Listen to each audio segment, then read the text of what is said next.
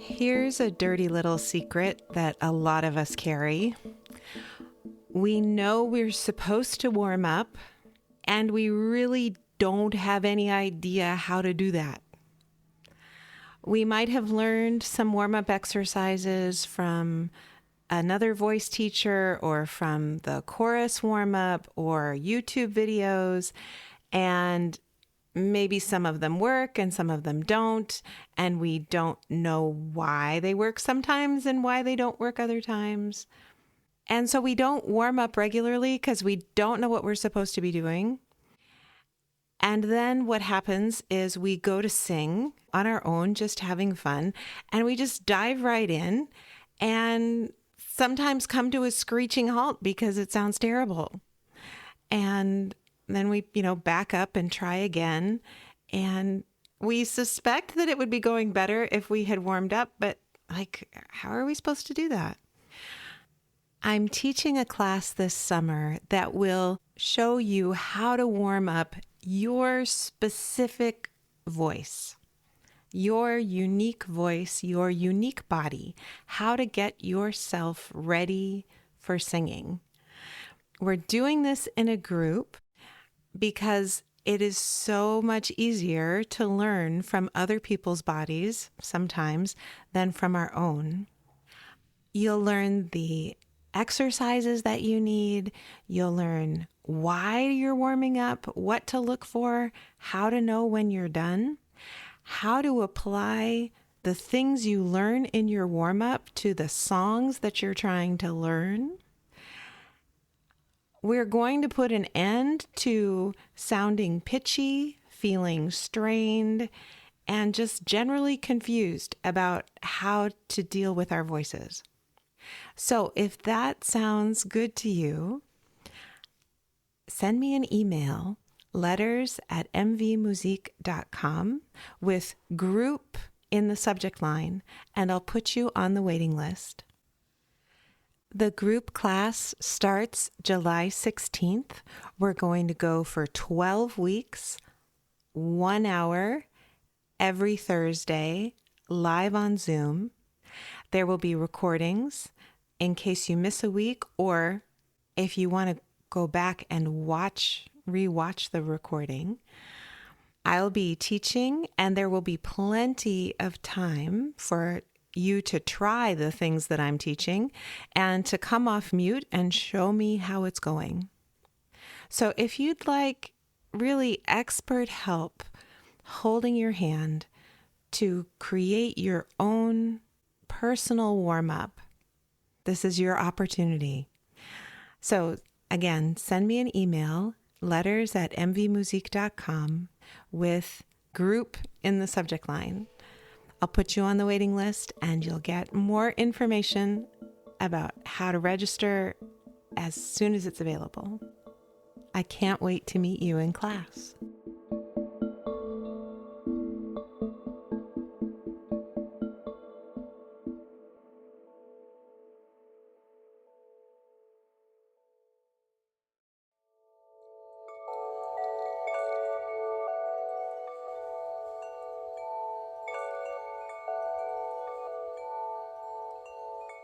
Your voice is unique to you. It grows as you grow. It changes as you change. If you're curious about the relationship between your voice and your body, your heart and your mind, welcome. My name is Michèle Voillequé, and I can't wait to hear you.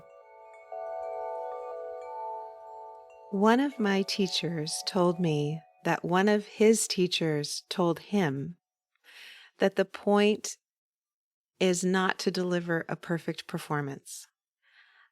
The point is to learn to practice as perfectly as possible so that good performances become inevitable.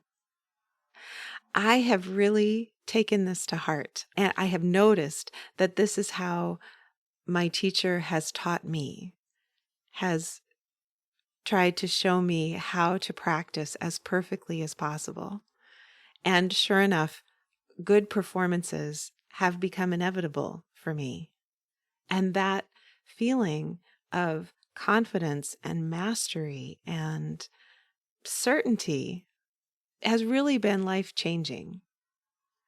Not only has my singing and speaking voice become stronger, better, more versatile, but how I feel about my singing and my speaking voice has changed. And therefore, how I feel about myself, how I treat myself has changed for the better. I'm going to be teaching a class starting in July for 12 weeks. The class is going to be about how to warm up your unique voice, what these elements of perfect practicing are, and how can you apply them in your own life so that you begin relating to yourself consistently, supportively, positively, so that your own performances become inevitably good. Now, if your performances are already inevitably good, this class probably isn't for you. But if you have any anxiety at all about what your voice sounds like or what could happen in the course of a song or what might go wrong when you're singing or performing anything in public, keep listening. So let's just explore for a moment in your mind the idea that a good performance from you is inevitable. It's just inevitable. Imagine the confidence that comes with that. Just knowing that it's inevitable. That whenever you opened your mouth to sing or to speak, that you knew what was going to come out, or you were pretty sure. And you were pretty sure that if you didn't like what you heard, you could fix it almost immediately. That empowerment, that confidence is just priceless. If you knew that your performance was going to be inevitably good, you'd relate to your voice much more like a friend rather than something you needed to conquer or wrestle to the ground. You'd treat your nervous system like it was a friend and not something you needed to medicate away or wrestle to the ground. You'd treat your physical body like it's part of the instrument that it is. Our whole self is the instrument when we're talking about our voice.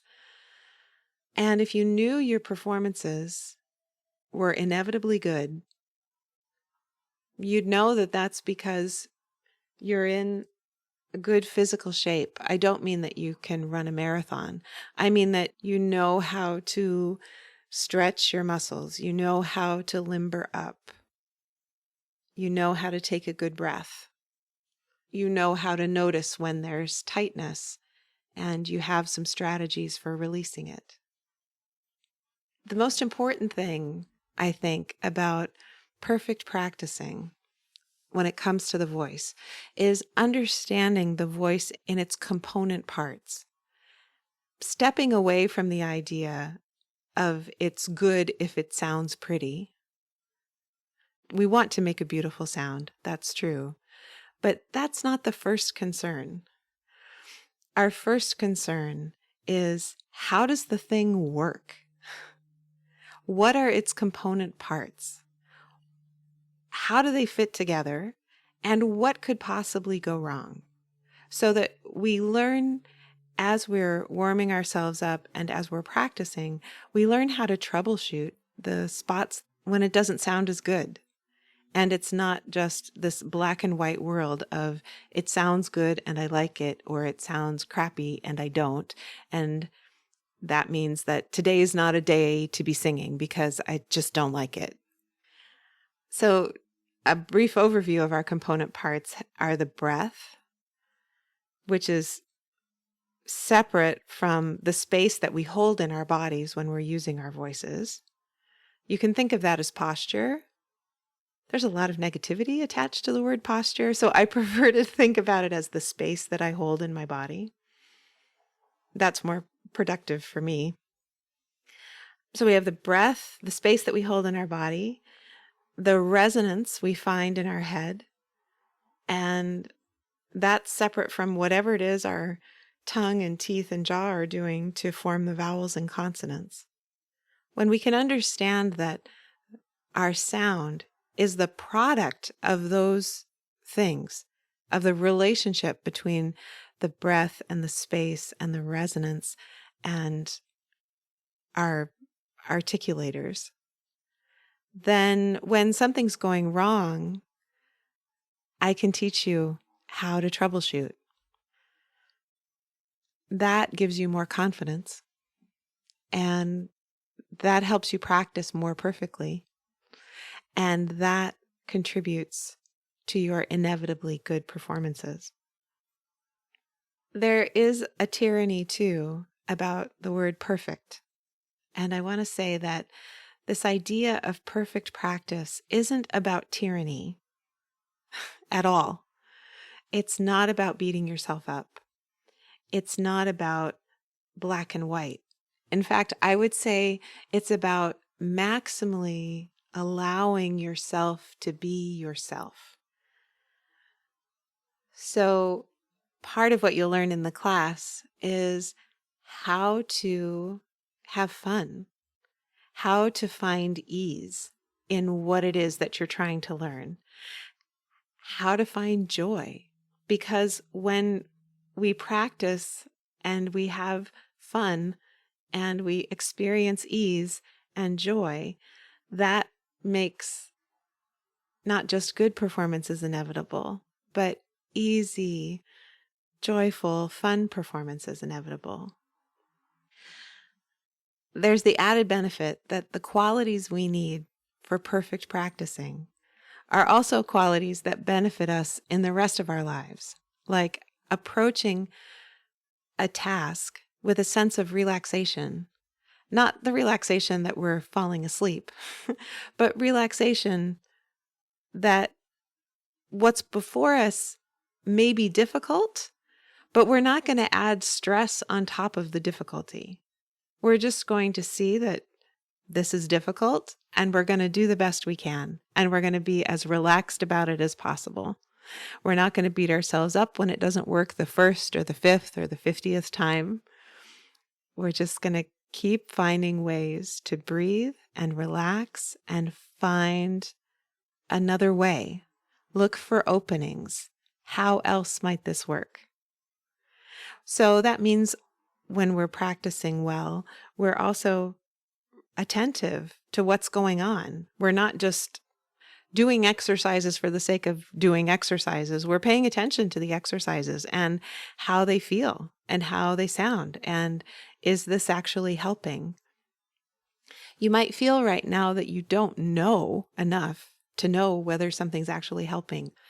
This is something that can be learned. This is something I can teach you. This is why I'm offering the class. When we're perfectly practicing, we're also non-judgmental. We're allowing things to be. We're noticing rather than judging. We're calm rather than panicked. We have a sense of spaciousness in our body, but also our mind. We're curious about how things are going and what could we try next. We're exploring. We're open. We're looking for fun. We're prioritizing the process over the product, which really can be a tough sell because when we're warming up, we often make sounds that are not very good. Like that's part of the process. You don't get to only sound good, especially when you're warming up.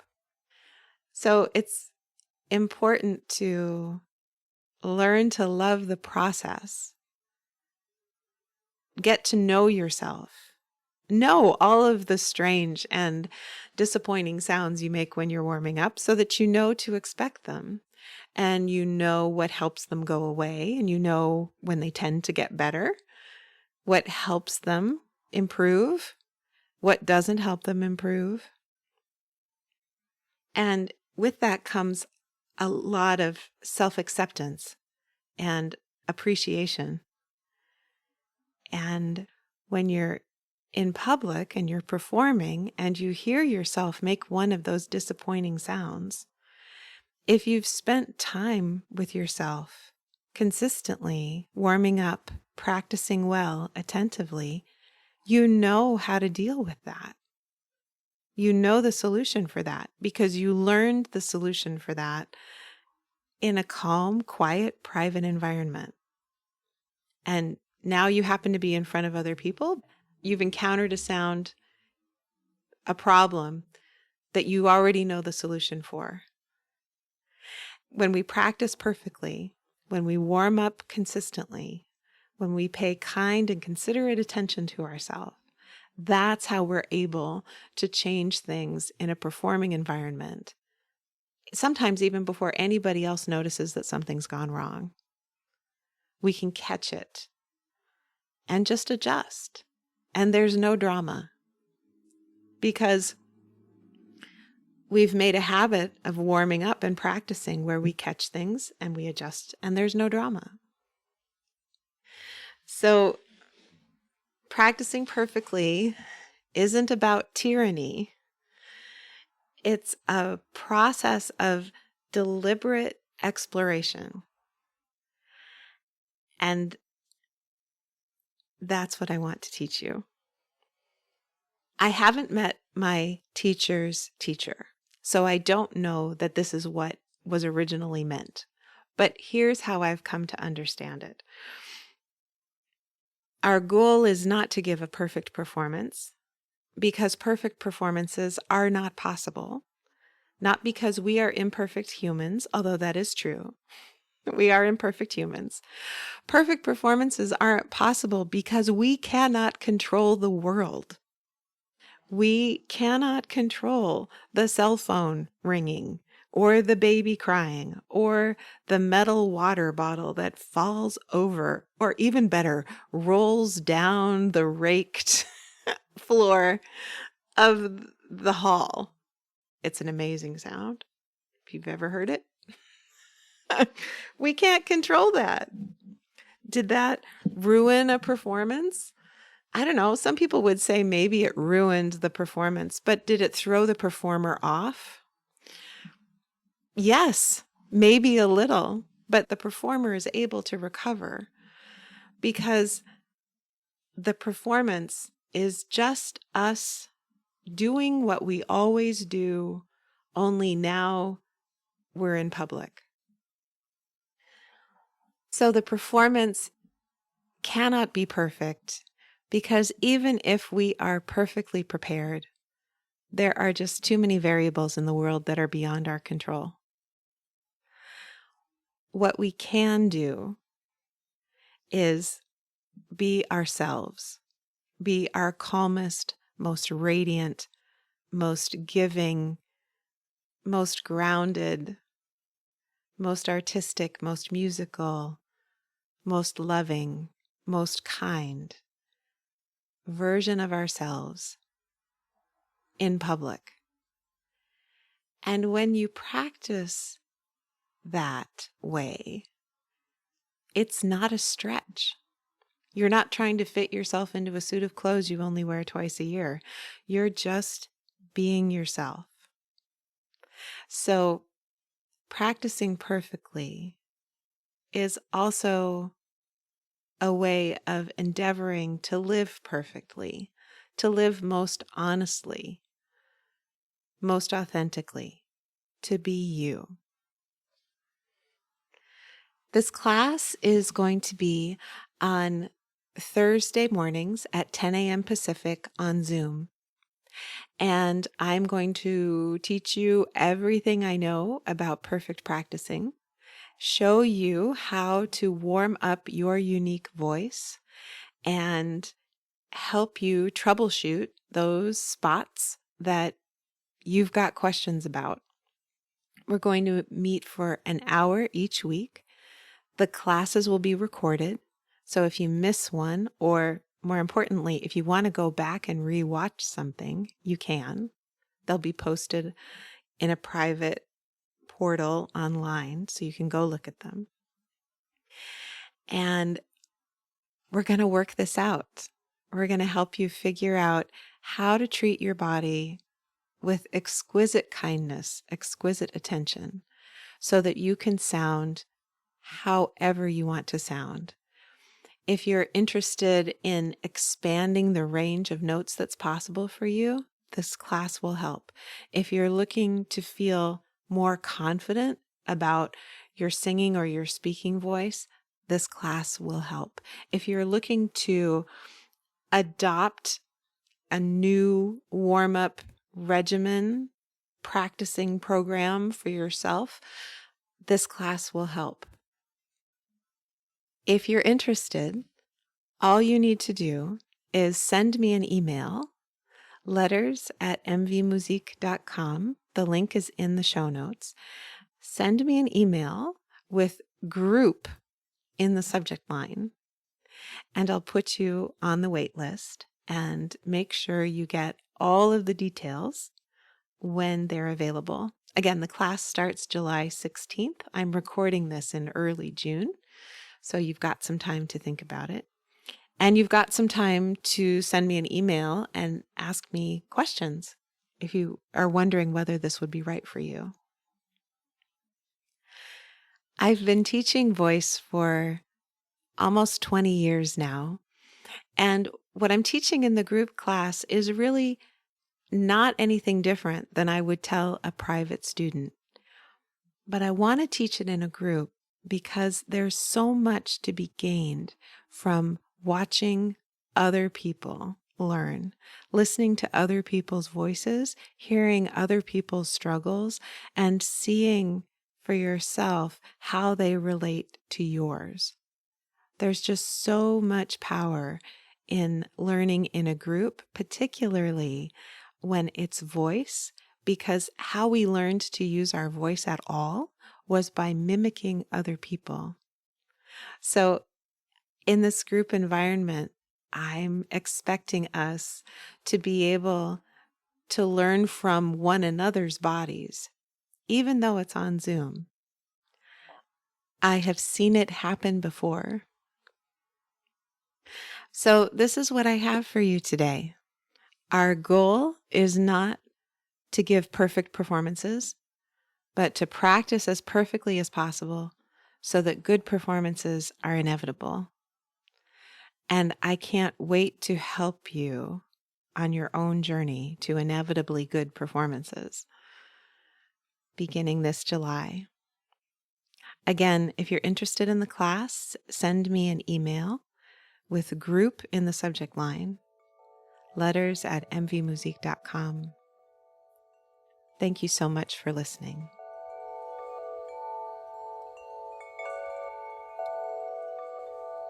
If you enjoyed today's episode, please rate and review on Apple Podcasts or wherever you listen. Every positive review helps new people find the show.